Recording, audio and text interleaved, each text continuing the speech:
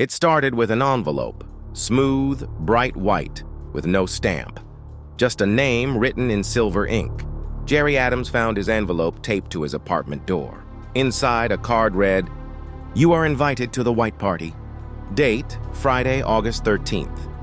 Time, 8 p.m., midnight. Location, 1146 Grey Pines Road. Dress code, all white." He flipped the card over. Nothing else, no host name, no RSVP. At first, Jerry thought it was a joke, but later that day, he learned he wasn't the only one. Denise, his girlfriend, found her envelope under her windshield wiper. Sandra got hers in her locker at the gym.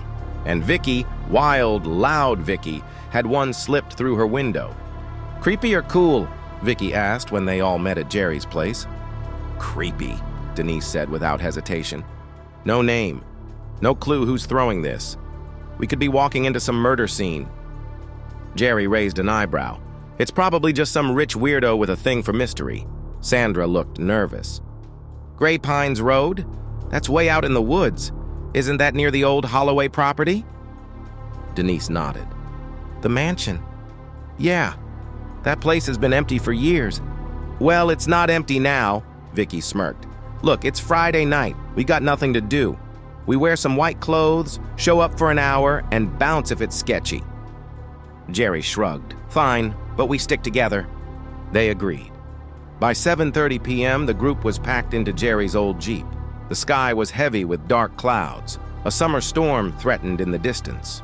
They followed a long, winding road through the trees until they reached a tall, black iron gate. It creaked open as soon as they stopped in front of it.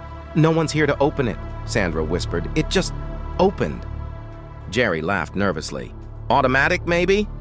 They drove through the gate and followed a stone path up to a mansion glowing white with lights. The house was massive.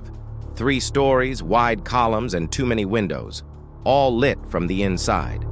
As they parked, Jerry noticed something strange. Every car in the lot was white. Every guest walking into the house wore pure white. Dresses, suits, shoes. Some even had white masks or gloves. No one was talking. Just slow, elegant movement toward the entrance. "Okay, this is weird," Denise said, gripping Jerry's arm. Inside, the mansion was cold. Everything was white. Walls, floors, furniture. Even the food was white. Vanilla cupcakes, powdered donuts, milk drinks, peeled grapes. The chandeliers sparkled like icicles. A man in a white tuxedo handed them white masks. Jerry hesitated. "What's this for?" The man only smiled. His eyes were gray, almost colorless. "No talking?" Vicky whispered. "Is that like a rule?" A woman passed them, dressed in a white gown that trailed on the floor. She stared at Vicky as she passed, wide-eyed and slow. Her mouth moved silently, like she was mouthing a prayer. The group moved deeper into the house. Music played softly, something classical and haunting. Jerry tried to stay calm. He noticed more odd things. No one laughed. No one danced. And the farther they walked, the colder it got. Suddenly, Sandra stopped walking. Her face went pale. "Guys, someone just whispered to me." They turned. "No one's near you," Denise said. "I swear, I heard it. A woman's voice. She said, 'Leave before midnight.'" The clock above the fireplace read 9:03 p.m. Vicky waved it off. "Okay, this is getting spooky. I'm gonna get a drink." She walked toward a large white table filled with drinks and desserts. A man in a white cloak stood behind it. As she approached, he turned and walked away.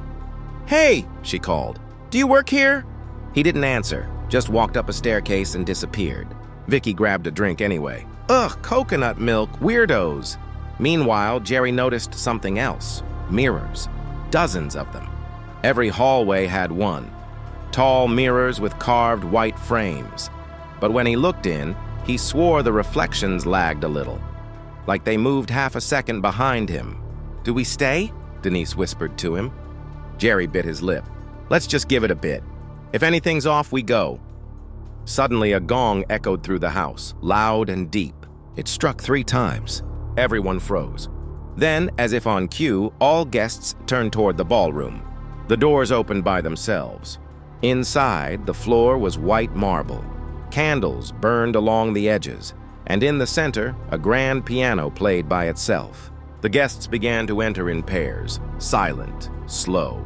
Jerry, Denise, Sandra, and Vicky followed cautiously. Inside, the walls were lined with tall mirrors. The group sat together in the corner, whispering. "I don't like this," Sandra said, her voice trembling. "Something is seriously wrong." Vicky laughed, trying to lighten the mood. "Maybe it's some kind of performance art." Then they saw the girl. She wore a white dress, too big for her small frame. She had no shoes, and her face looked pale like paper. She walked slowly past the mirrors. Her eyes stared forward, empty. And when she passed one of the mirrors, she wasn't in the reflection. Denise gasped. "Did you see that?" Before Jerry could answer, the clock in the ballroom chimed. It was midnight. The piano stopped. The doors slammed shut. And then, in perfect unison, every guest in the room turned their heads toward them, Jerry, Denise, Sandra, and Vicky.